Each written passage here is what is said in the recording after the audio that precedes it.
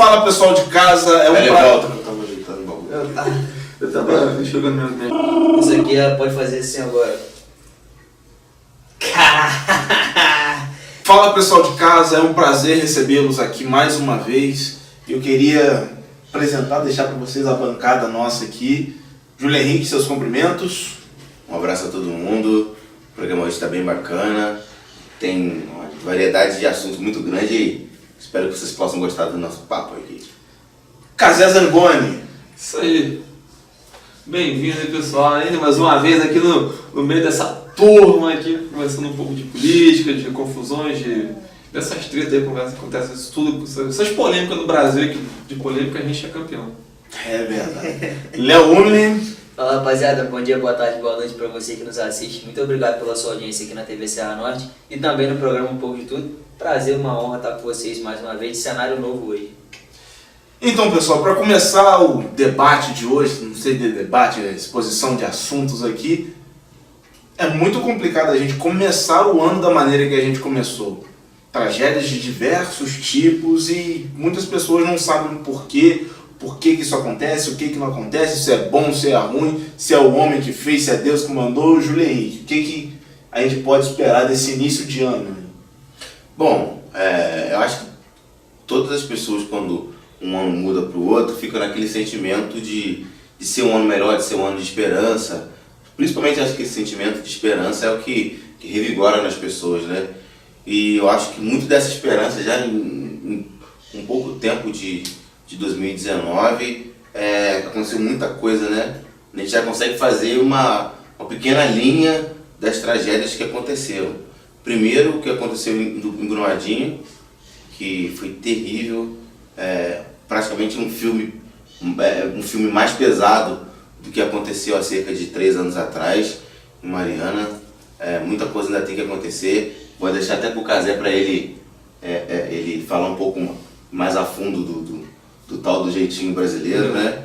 Que se uma empresa como a Vale faz jeitinho brasileiro, você imagina empresas menores e pessoas nas filas, enfim. Deixa o Casé se aprofundar um pouco mais depois. Teve também um incêndio no Flamengo, que a gente comentou no último Um Pouco de Tudo também, que é algo muito complicado, principalmente para a gente que é jovem, assim como todas as pessoas, né? Mas a gente que é jovem, a gente que tem sonhos, né? Fica se colocando no lugar desses jovens que tinham esse sonho de se tornarem jogadores de futebol e muitos deles saíram das suas localidades, das suas casas, que eram muito longe, para poder cumprir esse sonho e poder ajudar as famílias. A morte do Ricardo Boechat, que a gente quer um pouco mais desse ramo de comunicação, a gente prezar muito por jornalismo independente. O jornalismo independente está muito atrelado, vai muito além de você concordar ou discordar, porque realmente tinha muitas coisas que eu concordava com o Boechat, muitas coisas que a gente discordava com o Boechat, discordava que eu discordava do Boechat, mas apesar disso era inegável que ele tinha um antro de pessoas robotizadas. Ele era um cara independente, que tinha suas opiniões, era um cara incontrolável. Bateu de frente com diversas personalidades do Bate país. de frente com diversas personalidades, até o Bolsonaro, que ainda estava no hospital, quando soube da morte do Ricardo Boechat,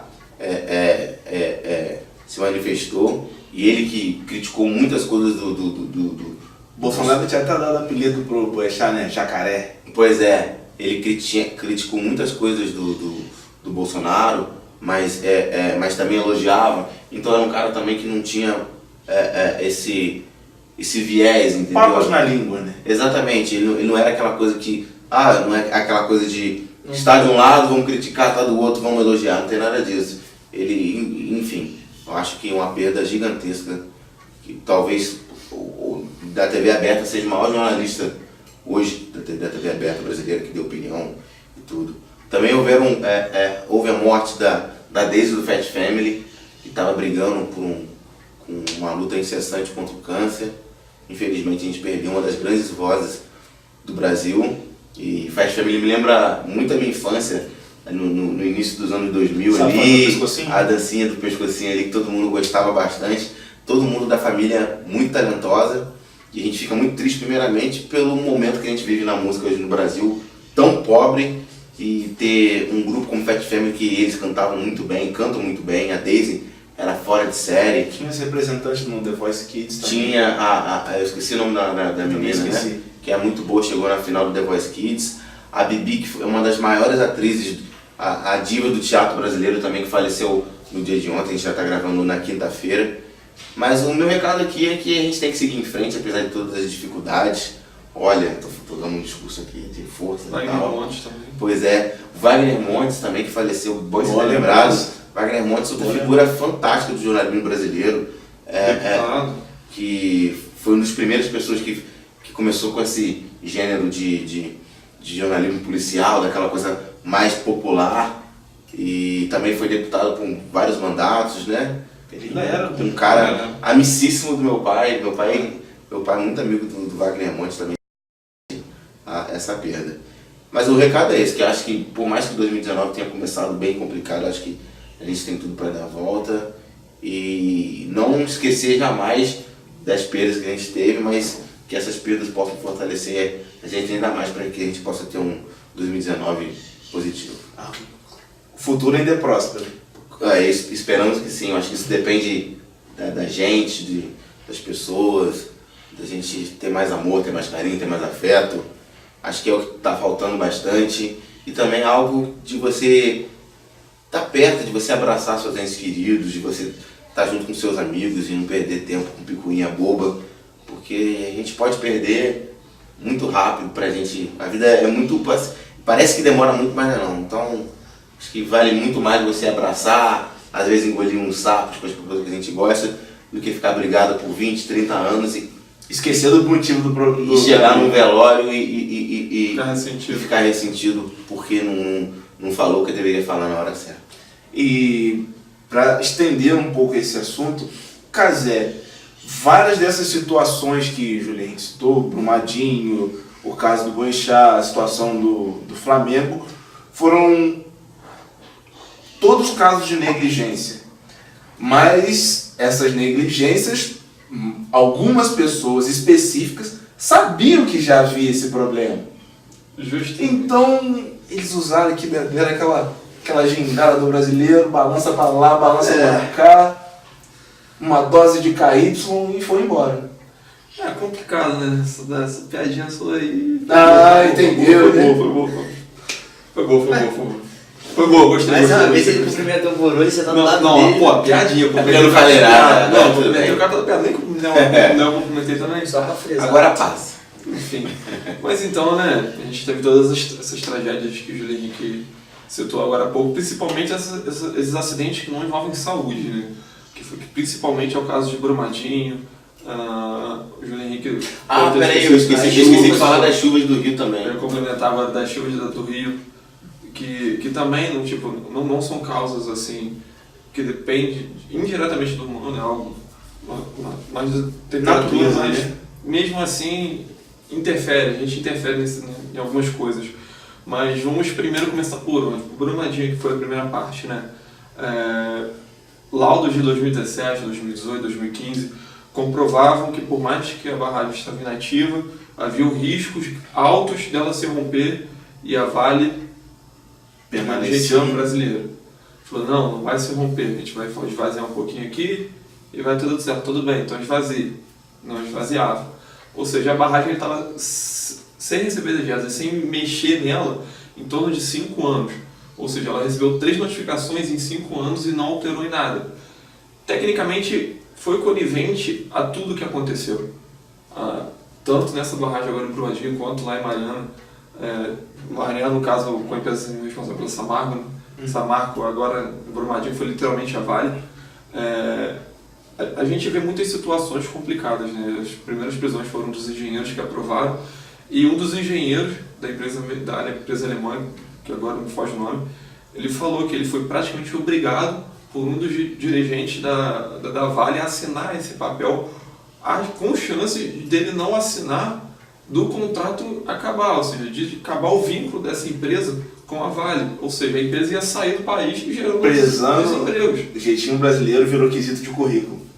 Ou seja, ou você compactua com o que acontece aqui, meu amigo, ou então você vai ser excluído. Tem quem queira compactuar. Né? O Brasil sempre tem essas coisas.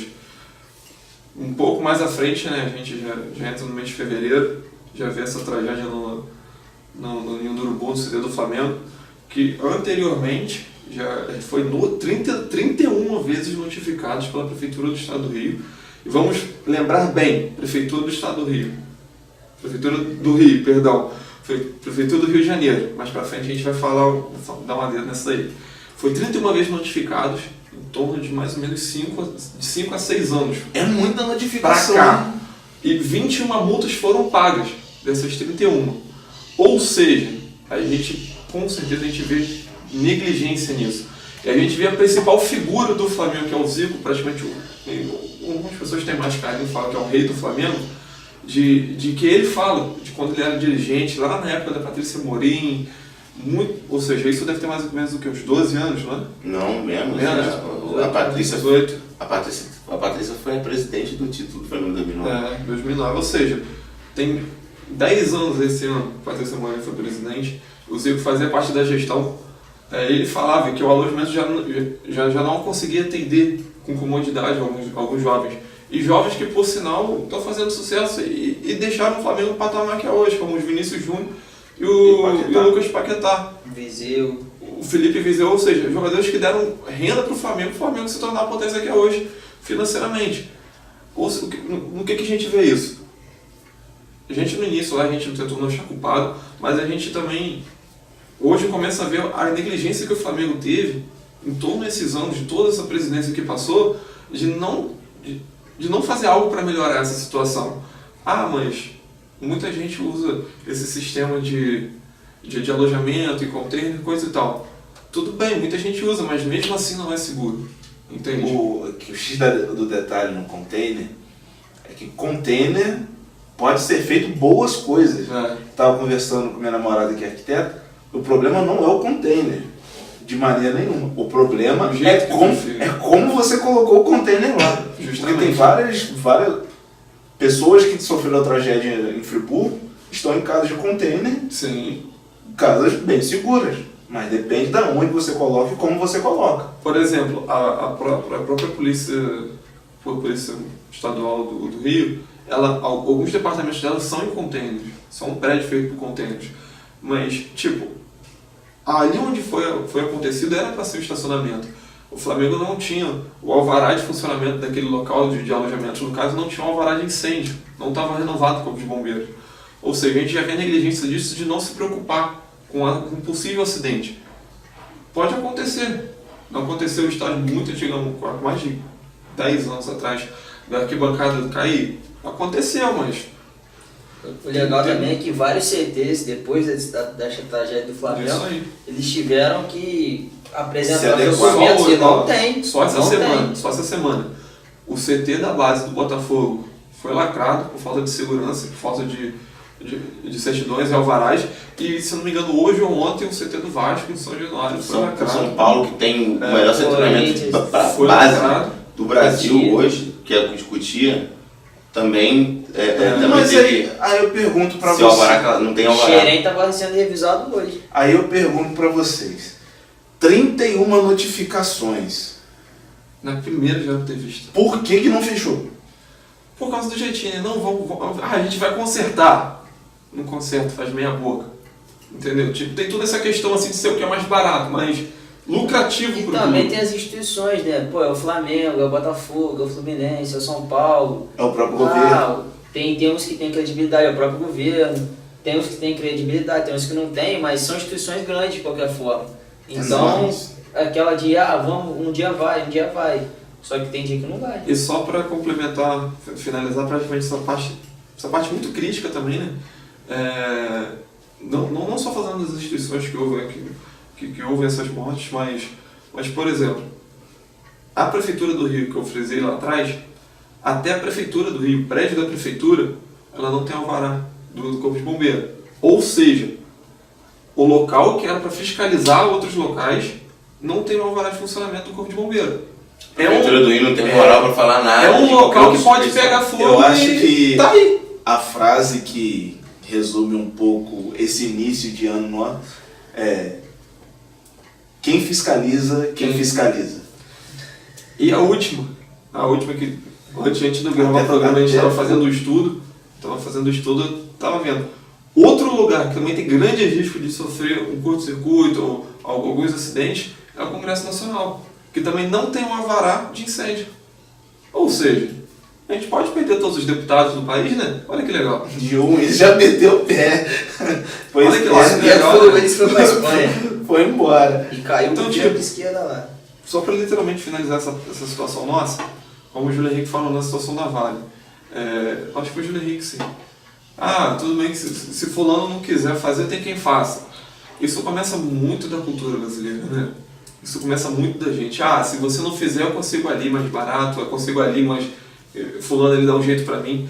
Cara, tem vidas atrás disso. Nesse caso até na Porque- cultura alemã, né? Não. Foi o alemão que... Não, mas aí o que eu ia citar é tipo assim: no mundo as pessoas preferem, ou estão preferindo, fazer os trabalhos na China, Sim. certo? Só que na China, por mais que a mão de obra seja barata, a gente, pelo menos eu não vi. A China não tem que dar alvará de nada, aí é tranquilo, né? Não, mas por isso que eu tô falando. Mas não estoura acidente desse. Não dessa estoura proporção, acidente. é isso Se que vai estourar, ele fala que foi Por pneu exemplo, furou. Acabou. O lucro, Lá eles são a lei, eles são a Lá é lei. outro tipo é de outra esquema. parada. o lucro deles parece que vem de uma mão de obra barata e não pelo jeitinho. Posso até estar enganado, posso queimar minha língua mais pra frente e sair uma notícia semana que vem. Lá não é jeitinho, é sempre escravidão. Lá é jeitão, é o jeito que o governo quer que as coisas acontecem e vai acontecer O de trabalhador tem que Então, trabalhar usando 13 essa- horas por dia. Usando essa mesma frase, se é o governo que manda, que é quem fiscalizador maior, quer que eles trabalhem desse jeito, aqui no Brasil nós somos reflexo do governo ou não? Não, é porque lá na China eles fiscalizam eles mesmos, né? Porque é tudo estatal, então ué. não tem A mais gente diferença.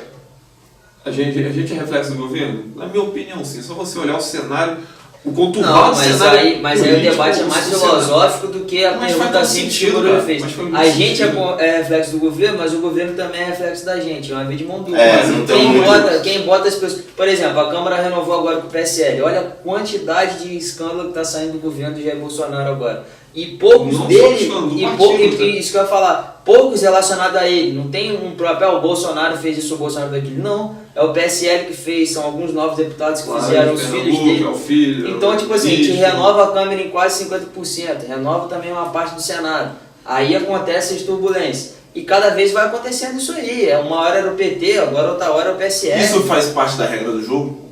Se faz parte da regra do jogo, Não deveria fazer. não deveria fazer. Mas eu acho que Logicamente faz.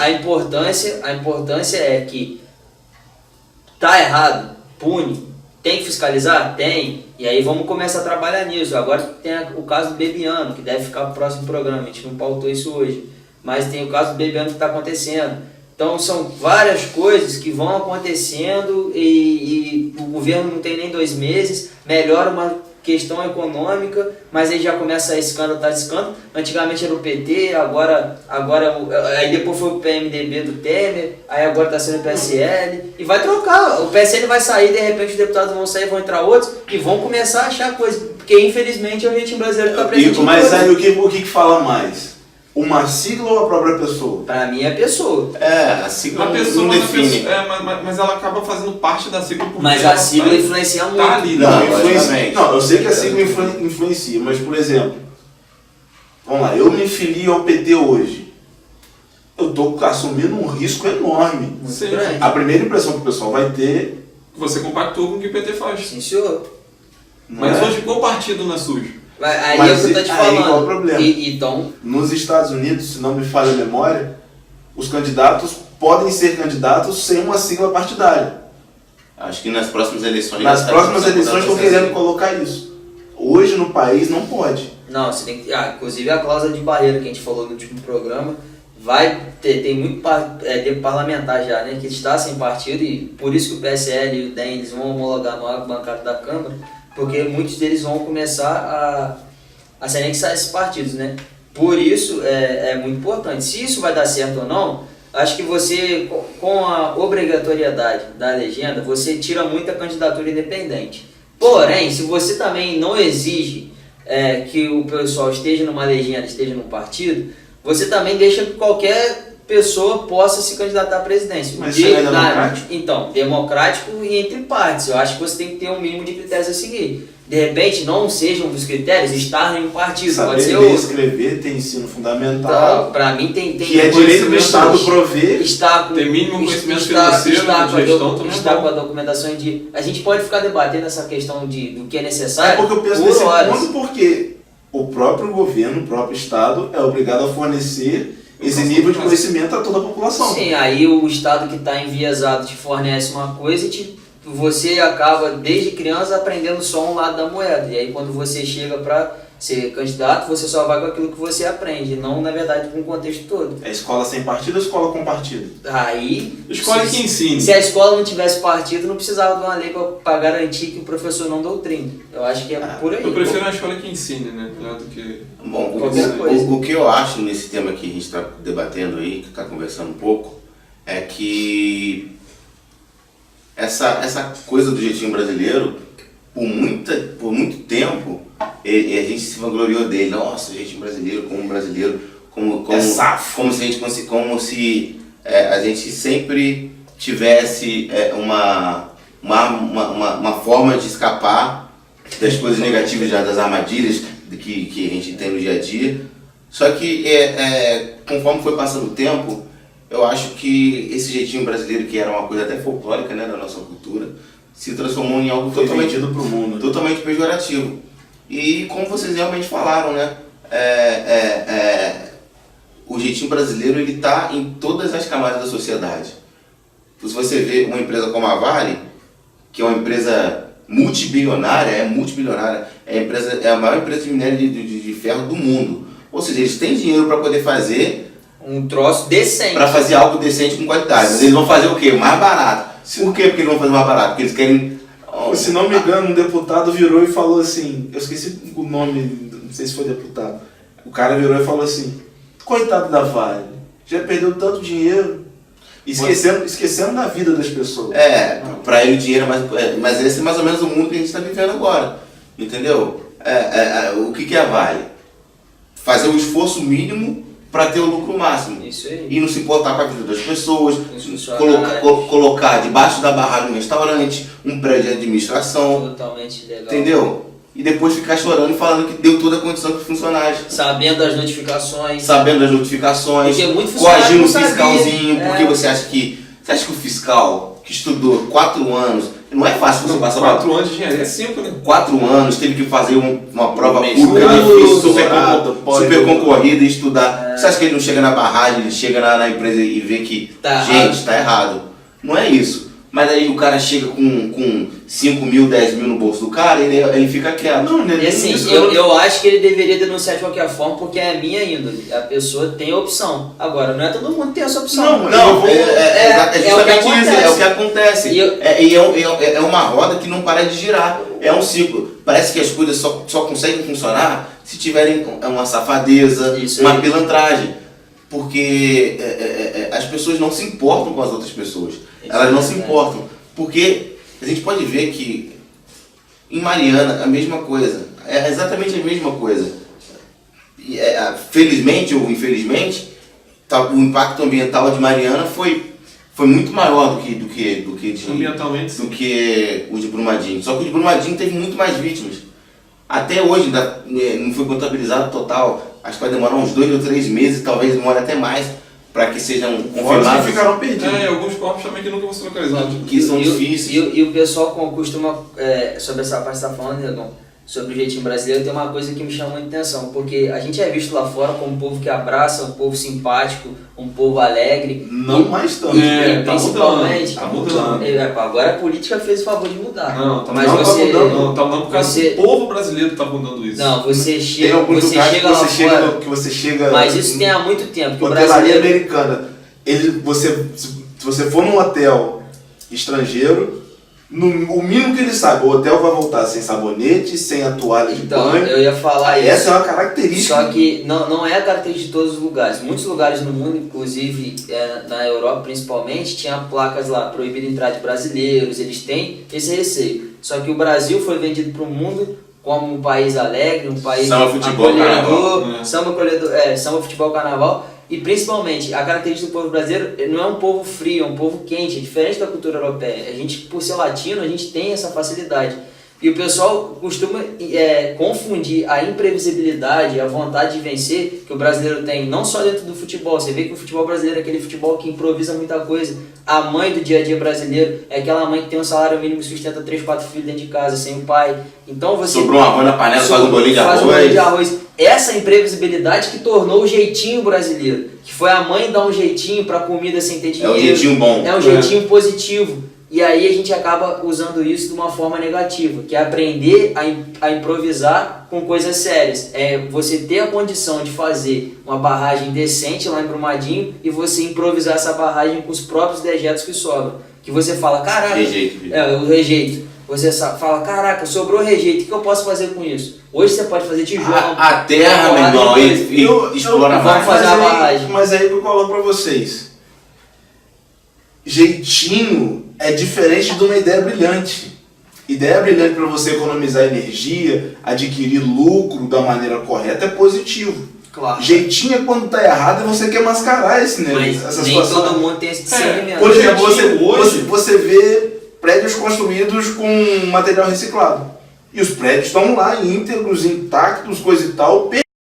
Ideia fantástica, economia de obra, tudo bonito. Mas quando você quer mascarar um erro, você faz um Eu acho que tem a jeitinho. diferença de uma solução inteligente. Foi uma solução. É igual na China, você está falando da China. Na China tem muito prédio. Sim. E eles tiveram dificuldade para poder importar alguns certos materiais. Porque você sabe que a China tem a relação internacional com alguns países meio conturbada. E o que eles fizeram? O país era rico em bambu, começaram a colocar bambu e viram que estudaram, viram que bambu, que era possível subir prédios com bambu. E subiu um monte de prédios com bambu. Foi uma sacada que eles tiveram. Claro. Aí não foi jeitinho. Eles estudaram, Uma ideia analisaram a brilhante situação é diferente de e fizeram algo positivo em cima disso. O jeitinho negativo pra mim é quando chega um fiscal numa obra e tá irregular. Aí o cara, pô, mas o que eu vou fazer? Se eu fizer da forma que o cara falou, eu não vou ter grana e não vai dar certo. Ah, mas eu vou dar um jeitinho pra poder mascarar o cara, ou o jeitinho vai ser uma propina, ou o jeitinho vai ser uma gambiarra que ele vai fazer, que daqui a 5, 10 anos vai matar um prédio, um prédio mata todo mundo. Esse que é o jeitinho O jeitinho de negativo. você não lacrar um CT de futebol em troca de ganhar uma camisa, um ingresso para um jogo, né?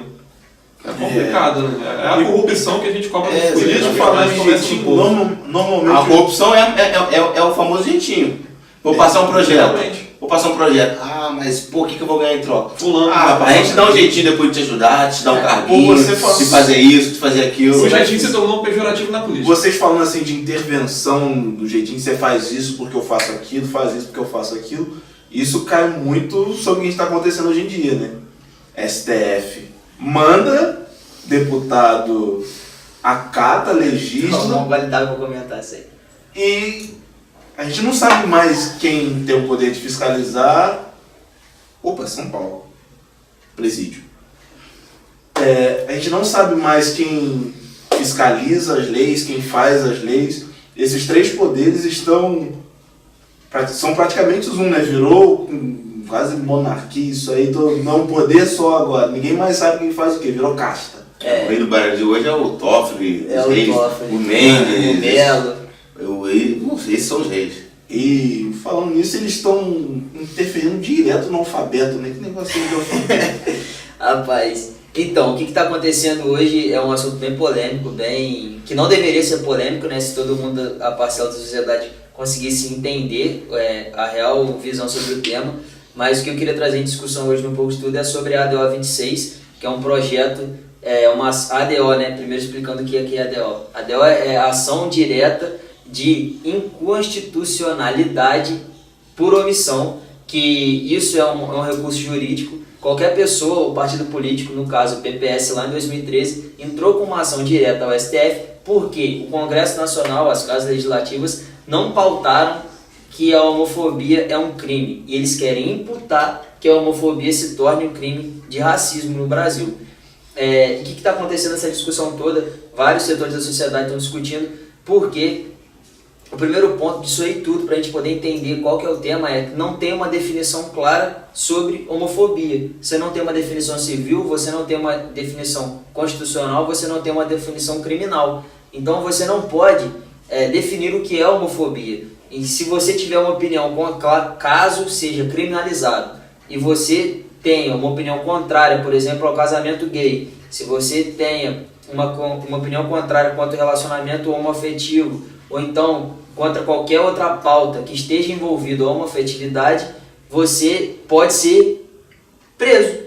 Eu acho que nada não é reclusão, acho que nenhuma palavra explica melhor o que acontece. Você pode ser preso. Para publicação de livros. Tudo, eu ia chegar nessa parte. Então, a Bíblia, por exemplo, que tem várias citações dizendo que a prática homossexual não é recomendada, ela não poderia ser mais publicada, por exemplo, teria que ter novos editais. O Alcorão não pode ser de jeito nenhum mais publicado.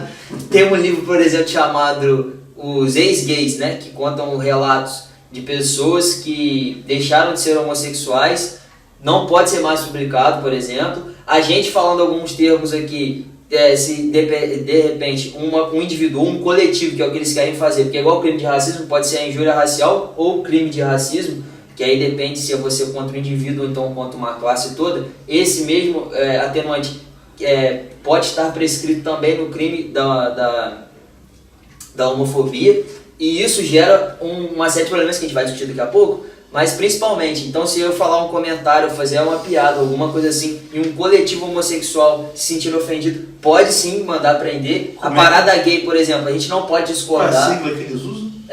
Isso aí eu vou pedir rapidinho a bondade do telespectador só para ler aqui porque é complicado. Então, o nome da sigla eu anotei direitinho aqui, é LGBTQIAP+. Essa sigla significa lésbicas, gays, bi, trans, aí o que é referente a queer e questionando, que me falta conhecimento. O I é intersexo, a parte do A é assexuais e aromânticos, eu não sei a pronúncia correta, e a gênero também, e a parte do P é sobre pan e poli. E tem o mais que engloba outras coisas aqui, que eu acho que fica... Seria o H? Eu não sei mais, fica bem definido.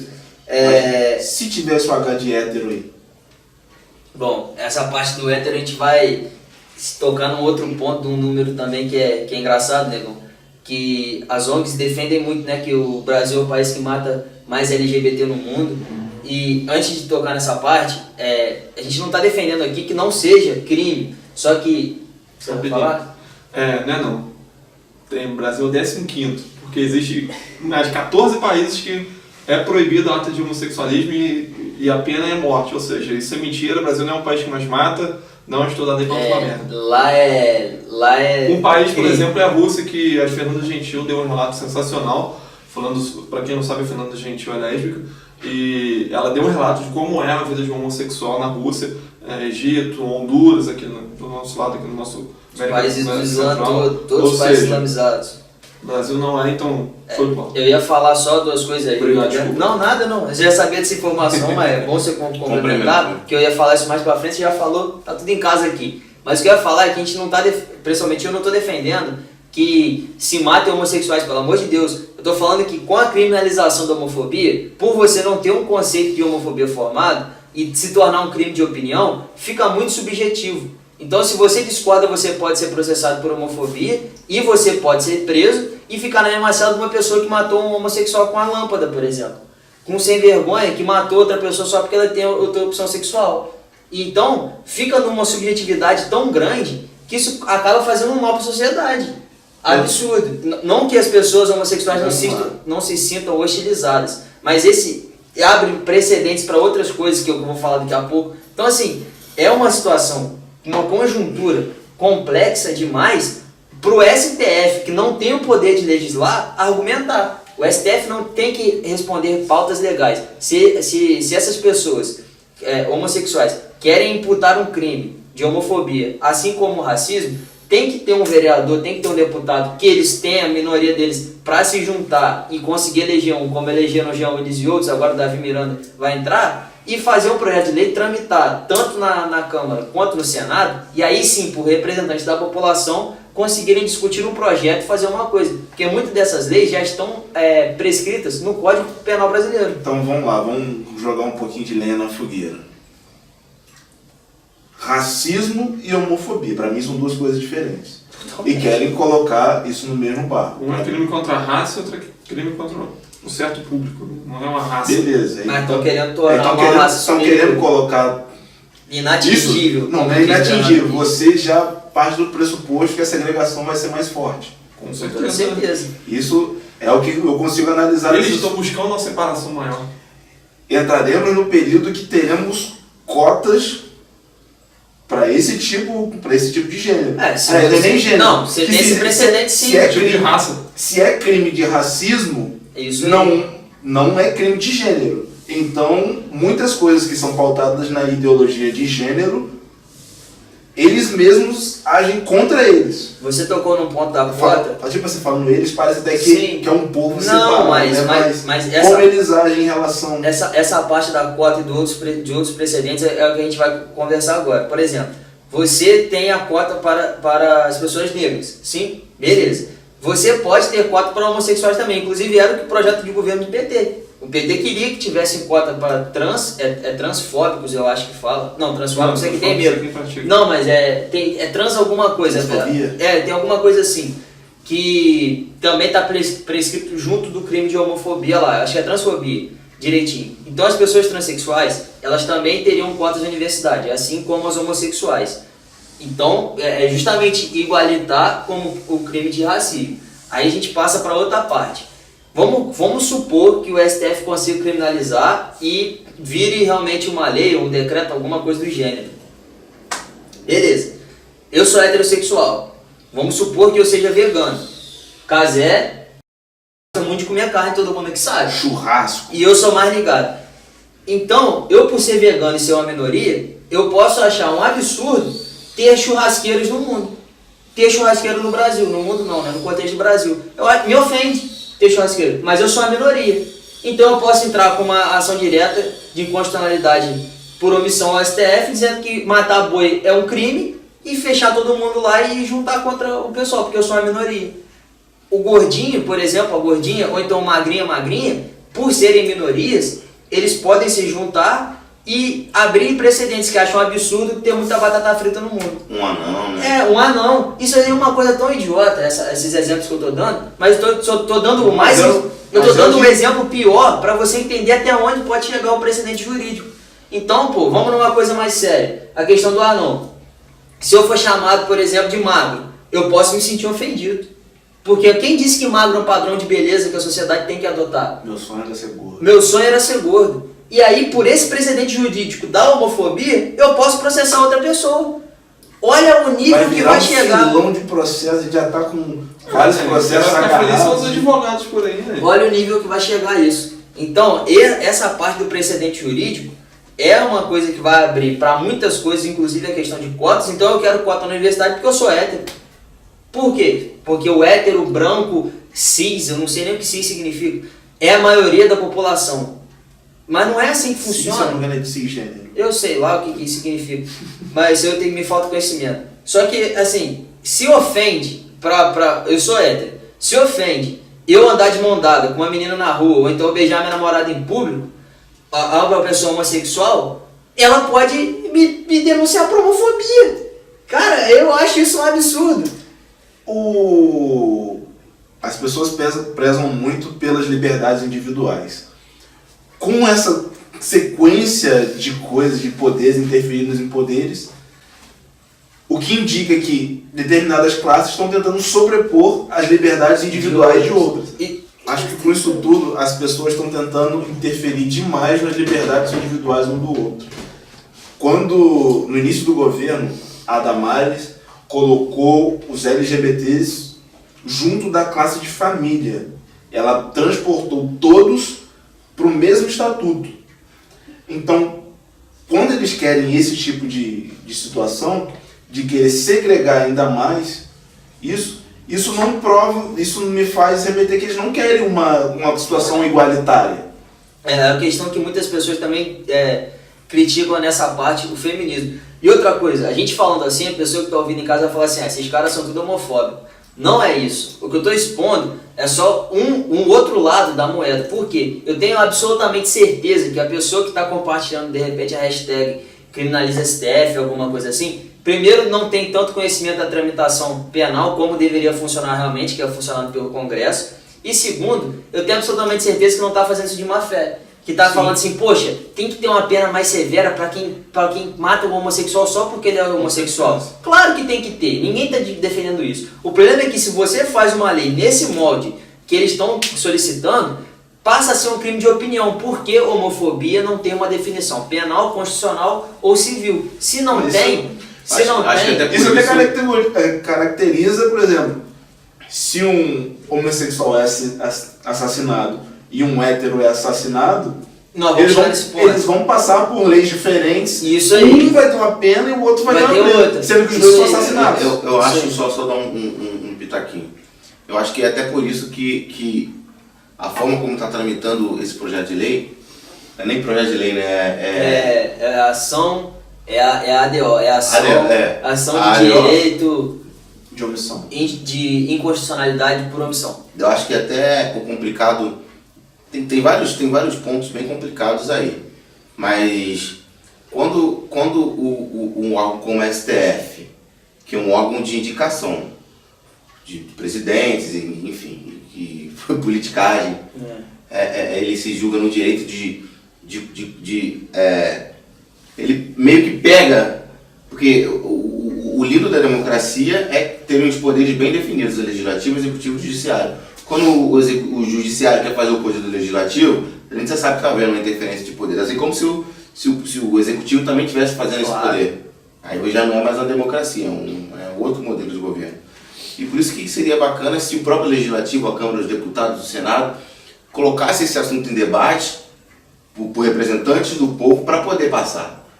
Entendeu? Eu acho que o precedente do nosso, hoje a nossa Suprema Corte, que representa muito pouco do povo brasileiro, e se julga mais poderosos do que os outros poderes, e não tem quem fiscalize, que ganham mais e querem aumento, e acham que, por exemplo, o Gilmar Mendes, que está sendo investigado nas suas contas, assim como diversos brasileiros são investigados pelas suas contas, mas ele como ministro, ele como um membro do STF não pode ser julgado, porque ele se acha que se julga poderoso demais para isso. Lewandowski que mandou prender o jovem. Dando voz de prisão, porque o jovem não pode exercer seu direito, não pode exercer seu direito democrático. Então, esse é um precedente para mim, desses assuntos que ainda não foram colocados em pauta na Câmara. Eu tenho certeza que seriam, porque existem diversos representantes LGBTs na Câmara que poderiam colocar esse assunto em pauta e seriam debatidos, entendeu? E quando o STF faz isso, há precedentes para outras coisas. Então, eu nem vou entrar muito nessa parte mais técnica, o Léo estudou mais do que eu, então não tem para que eu estudar, eu falar de forma mais técnica. Mas o que me preocupa são os precedentes jurídicos, assim como você falou, porque abre um precedente para outras classes também terem um código penal exclusivo e próprio para eles. E aí acaba que a justiça acaba com o plantão. A justiça vai ficar um pouco prejudicada. Então, eu acho que todo mundo é contra a homofobia, isso é obviamente. Todo mundo aqui, principalmente, é contra a homofobia. A gente tem diversos amigos homossexuais e as pessoas que têm essa algeriza, esse preconceito realmente afincado na raiz contra gays, que matam ou que ofendem ou que humilham. E essas pessoas, elas têm que ser presas, elas têm que... Enfim, isso aí eu acho que está muito claro para todo mundo. O que a gente está falando mais do que o Léo está falando principalmente, é mais do precedente jurídico que isso pode causar no futuro. entendeu? E também do STF se julgar um caso desse, querer assumir o papel do legislativo e colocar esse projeto para poder tentar tocar esse projeto. E eu acho que esse é o meu grande medo. Tantas outras. Não, nem tem tantas outras coisas antes dessa que precisam passar pela análise mais a fundo do STF. E principalmente de competência do STF, porque eles estão exatamente, criar uma lei. acho que é isso aí. O assunto é muito importante, mas é muito importante para a Câmara dos Deputados, para a Câmara do Senado. E não a tramitação normal que qualquer projeto de lei tem que fazer, que tem que acontecer. E não o STF pegar e na canetada e tentar julgar o projeto. Assim como meses atrás a gente tinha falado sobre a questão da criminalização do aborto, que estava no mesmo disputa do STF, que não tem que estar julgando isso. O STF não é para isso. O STF é para ver o processo do Lula, do Aécio, do Flávio Bolsonaro. Eles têm que ver essas coisas. Flávio Bolsonaro não, porque foi precedente ao mandato. Mas tem que ver, investigar a PSL. Eles têm que fazer isso. O STF não tem que resolver nada de questão legislativa. E uma outra coisa, eu estava falando sobre a parte das pessoas compartilharem sem saber o que está acontecendo na verdade, e isso acontece demais. Porque de verdade, eu tenho a ciência que as pessoas pensam assim, poxa, tem que ter uma pena mais forte, mas ao mesmo tempo ela não pensa que qualquer ação que isso vai gerar, vai causar um caos na sociedade muito grande, porque a homofobia, infelizmente, não tem uma definição. Na Constituição tem, no Código Penal tem crime de racismo, tem a definição isso do aí. que é crime de racismo. Mas então, não tem homofobia. que se faça primeiro no Código Penal, homofobia. O que caracteriza o crime de homofobia? Isso aí. Depois que você ficar caracterizado o crime de homofobia, beleza, porque aí realmente a pessoa vai saber o que a definição clara de homofobia, até para juridicamente isso ficar bem claro. Porque a gente sabe que tem muito advogado bom que vai conseguir caminhar naquilo ali. E que isso pode prejudicar até, de repente, a própria classe. De repente, um homossexual que foi humilhado, que foi espancado, e esse cara que cometeu esse crime, porque não há um precedente lógico e claro sobre o que é a homofobia. Então, por isso que o projeto tinha que caminhar nas linhas que qualquer projeto tem que caminhar. Porque se for caminhar, vai ter o debate, vai gerar discussão. Peraí, isso aqui é caracterizado como crime de homofobia? Opa, não. Isso aqui não é, isso aqui não é. Beleza, agora temos uma definição clara do que é homofobia, do que está imputado num crime de homofobia. E a partir daí, a gente criminalizar realmente as pessoas que cometem a homofobia. Só pra gente finalizando já. Só tem mais um dado rapidinho que é importante, meu irmão. Esse dado eu estava até olhando de novo aqui para ter certeza dos números. No Brasil, a cada 26 horas, morre um homossexual. Isso é um dado de uma ONG especializada nisso. Só que essa mesma ONG não divulgou o relatório completo. A cada 24 horas morrem 140 héteros. E a gente não está falando que uma vida do homossexual é 140, é só a estatística. Né? Infelizmente, nessa parte a gente tem que ser um pouco frio. A gente não queria que morresse ninguém. Tenho certeza que todo mundo aqui compartilha dessa ideia. Mas a cada 26 horas morre um homossexual. A cada 24 horas no Brasil morrem 140 héteros. Em 2017 saiu o relatório de homicídio do Brasil. Cerca de 60 mil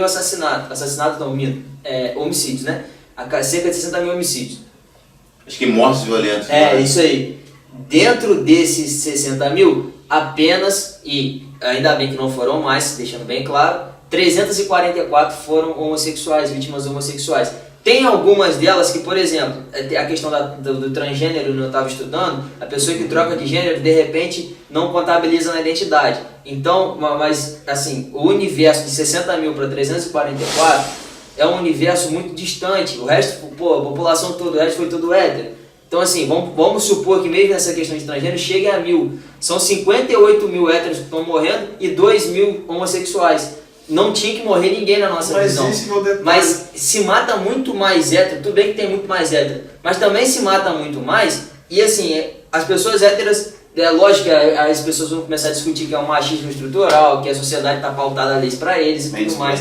O mansplaining lá, mas você não vai me explicar machismo porque eu sou homem, não vou dar uma lacrada dessa. Mas poxa, a gente não quer uma lei especial para hétero e não quer uma lei especial para homossexual, porque a diferença está no gênero, cara, é uma coisa tão simples. O cara não é diferente de mim porque ele é homossexual, ele só tem uma opção, então ele nasceu assim, as pessoas estão discutindo isso direto, mas ele só é diferente, a gente tem que respeitar um outro. Não é porque ele é diferente que ele merece uma lei diferente. Porque eu acho que as pessoas analisam muito essa situação de diversas maneiras, mas eu tenho uma opinião para mim, no caso do homossexualismo, que na maioria das vezes homossexualismo não é um estereótipo.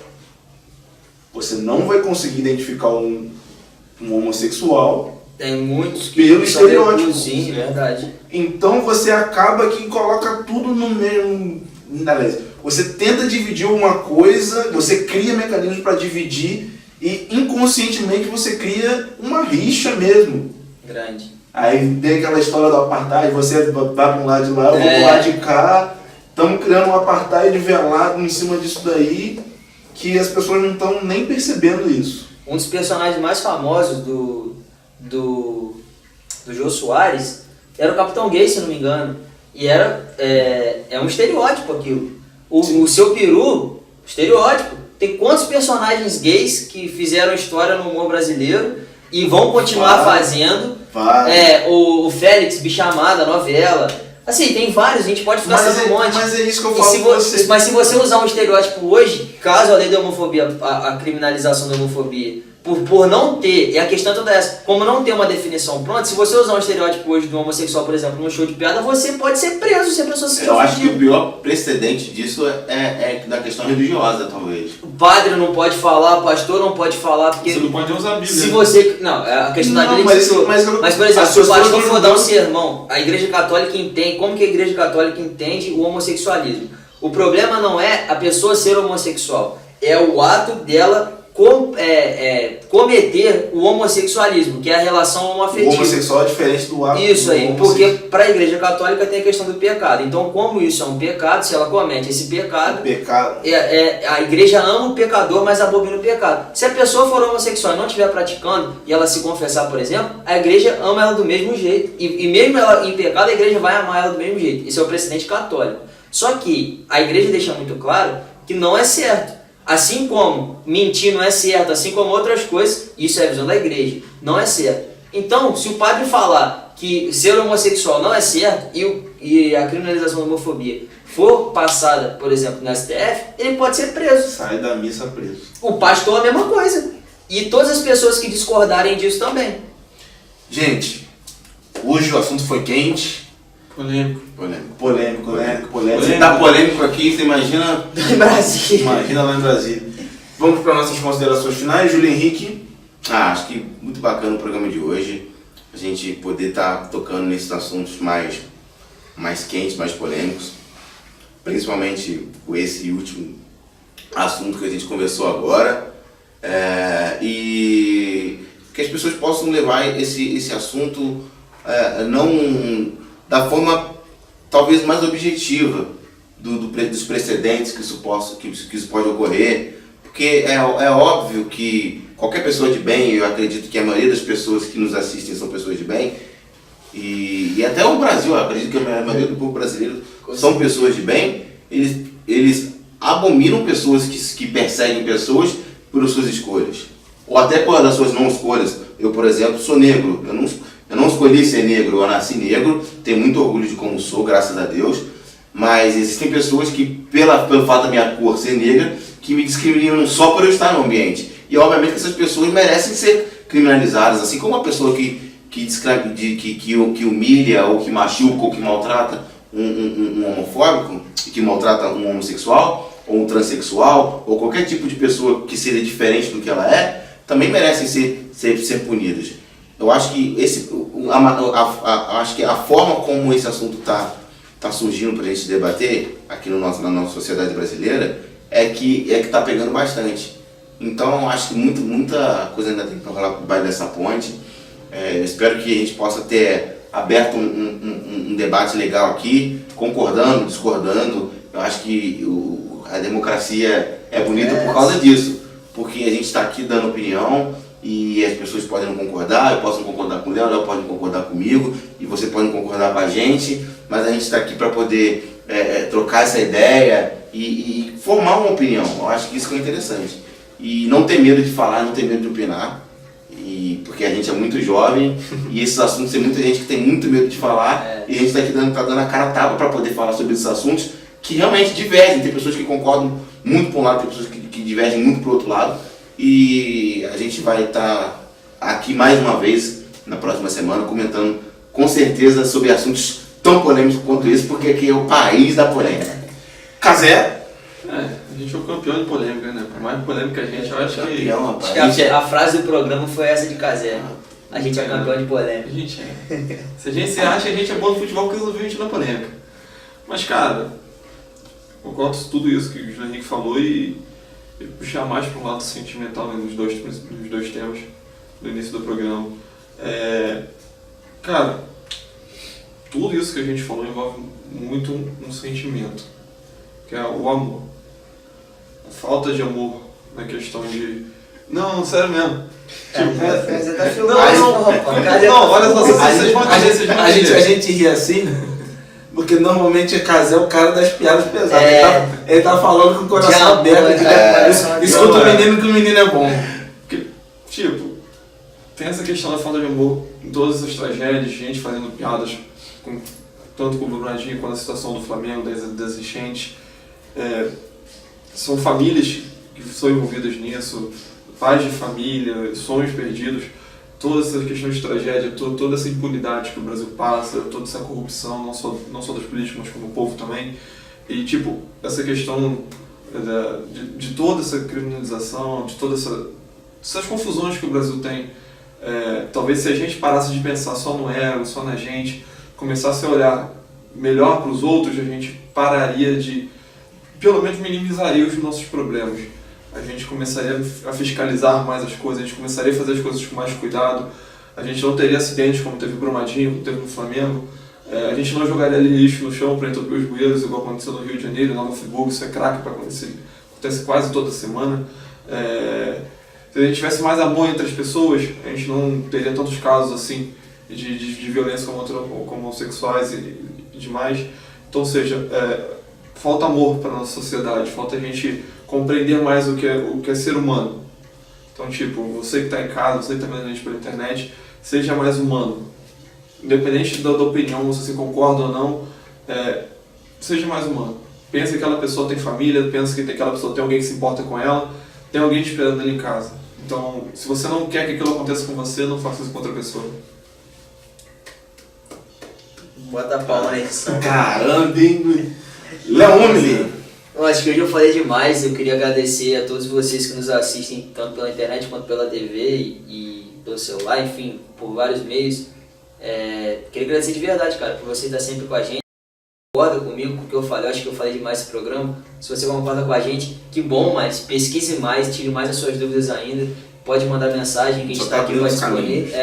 Se você discorda, que bom, melhor ainda. Pode mandar mensagem também do mesmo jeito para a gente poder conversar sobre o tema e chegar de repente ao denominador comum. Tem às vezes alguma coisa que eu deixei de falar, que nós deixamos de falar aqui, porque a gente tem aquele tempo, né, de não falar muita coisa, não falar demais e também não falar de menos, e a gente fica ali. Então, se você discorda, cara, manda mensagem pra gente através da nossa página no Facebook, tem o YouTube também, tem o nosso WhatsApp, não é difícil de conseguir também, tem nosso Instagram, manda mensagem lá pra gente poder trocar essa ideia. Se você... O meu é difícil de ler, fácil. O cara posta no Instagram, né? Pensa lá, pensa lá, tipo, eu prometi responder todas as perguntas lá aquele dia.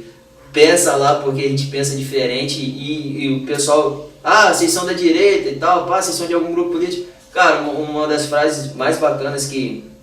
A gente não é de um grupo político, e uma das frases mais bacanas que eu escutei, eu falo direto por ele sabe disso, é uma frase do Leandro Carnal, que é da esquerda, e Leandro Carnal ele fala que a democracia é o encontro do contrário. Então, cara, tem que ter um encontro do contrário sim. Se vocês não concordam com a gente, falem, cara, deixa a sua opinião aí no vídeo pra gente poder, de repente, algumas perguntas pra gente poder pautar na próxima semana, beleza? Muito obrigado pela sua audiência.